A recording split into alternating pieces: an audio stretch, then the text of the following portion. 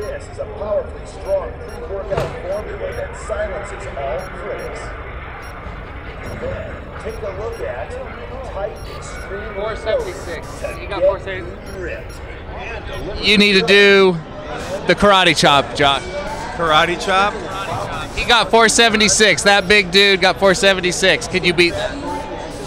Oh, I don't know. He won again. I think I might be able to beat 476. So let's see what you can do. Here's Josh at the Sands. The definitive testosterone enhancement formula. When you are training like there's no tomorrow, and shedding your blood and sweat, you want real-world results. The KO challenge. All right, Josh. I don't know. Technique. Karate chop. I gotta.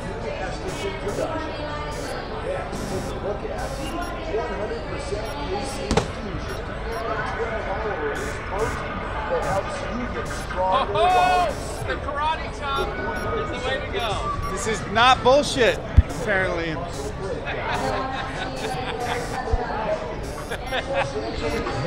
Here we are, MMA Weekly, with the War Master, Josh Barnett.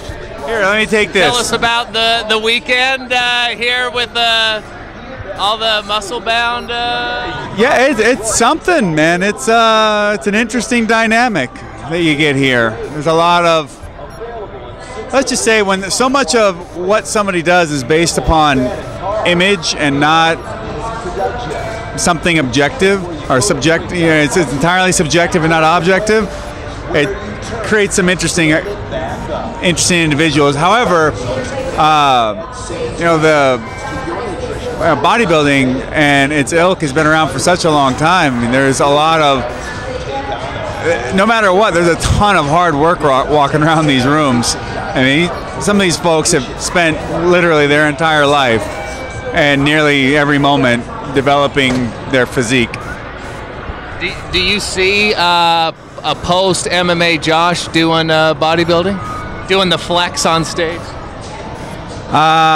You know, I flex after coitus, but only if there's, you know, a good mirror around, one of the skinny mirror. Girls know what I'm talking about. I don't have any dreams of doing any bodybuilding, but and on a serious note, it's useful as a entertainment athlete, because if you look the part as well as are the part, you're gonna see a better gain for yourself in terms of who wants to sponsor you, their public image of you, and so forth. Now talk about image. You got quite the beard going on. I'm thinking my favorite TV show, Vikings. What's the beard for? The beard's for a movie that'll be shot in Romania. It's a period piece. So I don't know if they're going to use all the beard, some of the beard, none of the beard, but it's available, is what I'm saying. It's what's the character? I don't know if I can really say too much about which character specifically I'm going to play, but it's fairly significant, and it's not necessarily just running around fighting and screaming and showing my bare ass cheeks everywhere. It's really more a lot of acting, you know, emoting, getting the right moments out, and showing my bare ass cheeks everywhere. As far as what you want to accomplish, I mean, you've done everything. You've gotten the championship. You've been at the top. I don't really care about rankings and that sort of thing. I just want to go out there and fight the best of my ability and kick somebody's ass. That's really just about it. We'll see. Whatever happens after that is really not up to me. I just have to go out there and win the fights. Do you still have anything to prove in your eyes? Do you still want the belt? Is there still, or just the competition? I don't have anything to prove in your typical sense. I don't have to prove to anybody my capabilities. I can beat anybody in the world on any day, period. There's not a single fighter out there competing that I cannot beat. And I feel confident that, you know, whether it's somebody I lost to, or someone I've never fought, or someone I've already beaten, I can beat them. If you've beaten me, that's fine. I know I can still take you. You know, it's not. I've seen too much and been in the ring with too many different people, and It's just there's no man out there walking that I can't beat in a fight. But I only get so much time in my life to be a competitive athlete. So I do want to get back out there, and I do want to keep fighting, and I want to fight until it's time to hang them up. And I don't feel that time has come yet. So you bring that up. Do you feel the clock ticking? Any particular time frame, or you just are going with how your body feels and you feel fine? Yeah, I don't think your athletic window is something that you should put a finite or a real specific time frame to, because you're really not going to know. You know, hey, you could be like, I should be done with this in 3 years, but all of a sudden you come 3 years and you're actually at your peak. Would you stop? That would be an idiotic thing to do. Or you could say, well, you know, I have a 10-year plan, but 3 years in, you've blown out both your knees. You know, you're going to have to rethink things. For me, I'm just looking to see how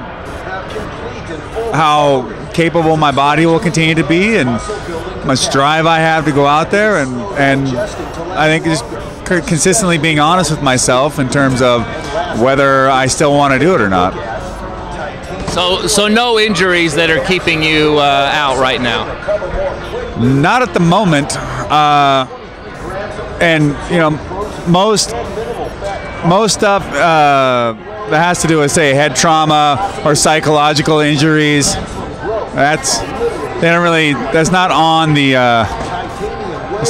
checklist. I mean, they're going to ask if you had a concussion, but they're not going to ask if you've been having constant Vietnam flashbacks and you've actually never been. So when you do have these flashbacks, what is it typically of? Well, I'm storming through the jungles of somebody's well-manicured terrace, basically, in Vietnam. I'm pushing a bunch of potted plants around, hiding from Charlie Valencia. He's smaller, so I'm just scared that he's going to jump out from behind one of these little ficuses and get a hold of my ankles. And down I go, and bring me to his level, and then I'm in bad shape. Charlie Kohler's there too, all the Charlies that fight. Charlie Pearson from Charlie's Combat Club in Seattle or in Everett. They all, for some reason, people named Charlie have a real bone to pick with me. So it sounds like you want to go down in weight. Well, I was once. I weighed in for a heavyweight fight at 155 once, according to a graphic up on the screen. But I don't think I've seen 155 since I was probably in 4th grade. Now, off of fighting, you have a lot of interests outside of fighting. You were actually in a Japanese video game, weren't you, as a character? A few. I don't think I've been in one for a while, but I'm in Beautiful Katamari on Xbox 360, I think. I'm a secret character you can find and roll up into your giant Katamari ball or whatever. I've been in a bunch of pro wrestling games over in Japan, and I was part of the inspiration for the character Travis Touchdown in No More Heroes. So I didn't get any royalties from any of that. However, I am incredibly honored that I could be either played with in pixel form or that I just, inspired someone like Goichi Suda to take some of those character aspects, which he sees from the outside, and incorporate that into a video game character. That's pretty cool. If you could be pixel form for part of your life, what would you like to do in the virtual world? What would Josh Barnett do in the virtual world instead of in the real world? I'd probably just try to lay waste on a grander scale than I do in this earthly realm. Hey man, all the different RPGs and sci-fi, all the crazy games I've played in my life. really the sky's the limit on that. There's just so many shenanigans I could get involved in. Would you take out ISIS in the virtual world? In my virtual world, there wouldn't be such a thing as an ISIS. If I wanted bad guys, I would choose something way more grandiose and interesting. Take us out with the cars. I saw you tweeting. It was a while ago. You were racing. Tell us about what's going on there. I haven't been too deep into the car stuff recently on my own projects, just because I've been so busy. I still have the Mustang that I raced in the Optimal Ultimate Street Car Invitational. Willwood has done a extensive brake upgrade on it with their new. They're halfway between street and race series of brakes. They're 6-piston all the way around, 14-inch rotors, and it's just it's about as much as you could ever need in a car. But with a car as heavy as the GT500 is, and with the kind of speeds you can get up to, you need to be able to scrub all that speed off as quickly as possible. And these Willwood brakes do that like a champ. So I'm really happy about that, but I haven't had the time to go out and take it to the track. But instead, I'm working with Shayna Baszler on her own war wagon of sorts. I helped her source out a car when she moved out this direction. I found her a 74 Cutlass Supreme that was super sound mechanically, but a little rough in terms of exterior and interior. Already Platinum Motorsports did a full-on murdered out paint job on it, all matte black with some gloss black accents and trim on it. It's came from the guy that had worked on it with a great little rake on it, 275s in the rear, decent exhaust, and a nice 350 olds. It's pretty solid.